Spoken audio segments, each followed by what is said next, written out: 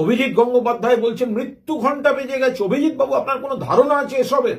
মনে রাখবেন 1992 সালে মমতা বন্দ্যোপাধ্যায় ব্রিগেডে বামফ্রন্টের মৃত্যু ঘণ্টা বাজিয়েছিলেন। সমাবেশে বামফ্রন্ট সরকারের মৃত্যু ঘণ্টা একবারও কেউ বলেননি জ্যোতি বসুর মৃত্যু ঘণ্টা। একটা তালজ্ঞান থাকবে তো।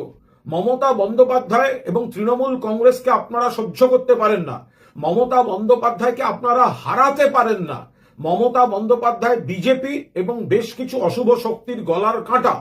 তো সেই জায়গায় দাঁড়িয়ে মমতা বন্দ্যোপাধ্যায়ের মৃত্যু ঘণ্টা বেজে গেছে, শকুনের সাপে গরু মরে না। আর আপনাদের এর জন্য বাংলার মা বোনেরা, বাংলার মানুষ এবারের ভোটে আপনারা যেভাবে ব্যক্তিগতভাবে মমতা বন্দ্যোপাধ্যায়কে আক্রমণ শুরু করেছেন, কিভাবে জবাব দেয় বাংলার মানুষ শুধু দেখতে থাকুন অভিজিৎ গঙ্গোপাধ্যায় এবং বিজেপির যারা এই কাজ করছেন তাদের বলছি।